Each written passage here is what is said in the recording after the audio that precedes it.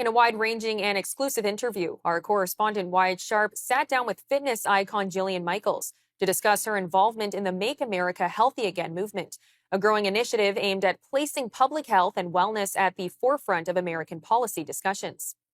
Best known for her television career and longtime health encouragement, Ms. Michaels is now stepping into a more explicitly civic role, leading her voice and platform to a campaign focused on improving national outcomes in areas like nutrition and exercise. Speaking from Tampa, Ms. Michaels emphasized the need to remove health from politics and reframe it as a foundational pillar of American strength. For people watching, again, I'm sure most people know who you are, but you've been really involved with the MAHA movement looking to make America healthy again, which is something that I think a lot of people can relate to. A lot of people not only want to know more, but they're kind of just curious as to how Donald Trump is looking to go about this. We've seen a lot in recent days with respect to eliminating food dyes, things that all seem to be going in the right direction.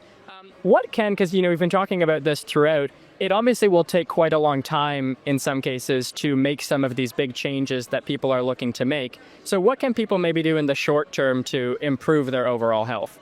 Listen, you nailed it. It's going to take time. You're up against 4 Herculean lobbies. Big ag, big food, big pharma, and big insurance. So any step in the right direction should be celebrated. I want to acknowledge that. With that said, this is a problem that needs to be tackled on a myriad of fronts. I can speak for my country, but I don't think Canadians are getting any healthier as well. We are... There's a carbon copy of America in a lot of ways. Right? We're sicker than ever. Yeah. We have exploding rates of autism, exploding rates of obesity, exploding rates of infertility, exploding rates... I could give you the barrage of statistics, but you have eyes. We see it, we know, we get it. So while I would like for government policy to be working on behalf of its citizens, and quite honestly, there is a need and necessity for regulation at times, or you will have complete chaos. Corporations cannot just poison everything because it's profitable. But while we wait for this change to happen, education is important, and you empower people to vote with their dollars, because that will move corporations faster than policy, quite honestly. And the more agency you can take, the more of an impact you will have. Nothing has to be perfect. But again, every step in that right direction is a forward momentum you continue to build upon. Yeah, and how much of it comes down to kind of this idea of awareness too? Because oftentimes what we see is a lot of people consuming various products, chemicals, whatever it is, because, they've been around for so long, people just don't know any better, and governments haven't done anything about it, historically speaking. Huge problem. Yeah. Huge. Yeah. And as much as it might come as second nature to somebody like you or I, because you're very clearly fit and healthy, I could no sooner manage my finances and invest my money than the average person could understand what's in the food, what's in the air, what's in the water, how they should be living, how they shouldn't be living. And then I get hit with all of this information that often conflicts, and they're overwhelmed, they're overworked, they're stretched too thin, pulled in every direction, and they grab what's easiest and most affordable, and that's what's happening, which is why I would like to see MAHA make this easier, more accessible, and more affordable for them.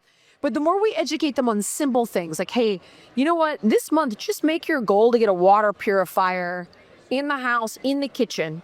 It's going to go a long way. It's the gift that's going to keep on giving. You're mitigating so many chemicals that you're drinking with, that you're cooking food with. Like, just these little things. If we can grab their attention, that step is going to be massive over time. But we got to teach them, and then you got to show them how. So you can't just scare people. Everything's poison. Good luck. Go with God. You have to give them actionable steps and give them the literal how-to of making these changes and empower them to do so. Yeah, and how much of, because right now I think too, I touched on it briefly, but a lot of the day-to-day decisions that people are taking, that they're not necessarily realizing the overall impact on their health. Even something as simple as, you mentioned water, people may be drinking bottled water and they think it's totally fine, but there might be some health implications of that. Or, maybe it's downloading, I have an app on my phone that it's called Yuka, I don't know if you've heard of it, but just like it goes over the health kind of indication of not just food products, because I think that's another thing. People oftentimes, associate the only thing about health to mean food, but obviously it's the products we put on our bodies as well. Lifestyle, So, environment, activity level. But again, if we just go one step at a time and we meet them where they're at, if we could get them 1 month to focus on their sleep hygiene, which really just means setting their circadian rhythm, improving the quality of their sleep. How do they do that? Why does it matter? yeah. It's one of the most powerful things you can do for your health span, your health long term. So it matters. How do you do it? All right, make the room cold. Okay, turn off all the blue light. Get a pair of blue blockers if you're watching TV before bed. You can get them for $16 on Amazon. Shift all your devices to night shift.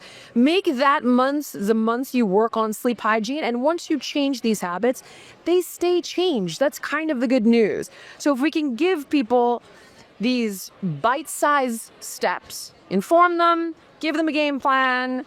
All right, next thing. And you provide all the tools and you continue the conversations, and hopefully we continue to help people move the ball down the field. And I mean, you mentioned devices, which is interesting because I'm Gen Z, I'm on social media, you're on social media, and obviously there's a lot of positive implications to all of it, but you do still hear a lot about the negative implications. I see, amongst my peers even, they oftentimes will, and it's different too, like some people use it for information to get, their news and what have you, which is a positive thing. And then there's some people who will spend, again, amongst my generation, hours just doom scrolling day to day.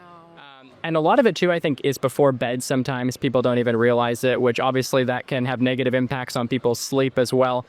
What would you do to, I guess, encourage people just surrounding the need to balance both the positive and negative implications of screen time? It's not just screen time. So I think if we put forward the analogy of a U-shaped curve, that's like, okay, not enough, need more, not enough, more, good, perfect, too much, not good, going overboard, counterproductive. Everything is like that. Vitamins are like that. So appreciating that there's good in everything and bad in everything, and finding that sweet spot in your life is going to be key. How do you find it? How do you feel? Yeah. How do you feel emotionally, and how do you feel physically? How do you feel psychologically? It's really going to be that barometer for you, is just listening to yourself, your body, and paying attention, and then adjusting accordingly. If you find that scrolling on your friend's Instagram gives you, or TikTok or Snapchat gives you FOMO and makes you feel like crap and makes you feel left out and makes you feel less than, delete the app. Yeah. If you can't delete the app, block accounts. Mute accounts that make you feel crappy. If you find that you're an older person, a boomer, for example, fighting with your friends about politics online and getting enraged, or you're in an echo chamber of negativity, block it.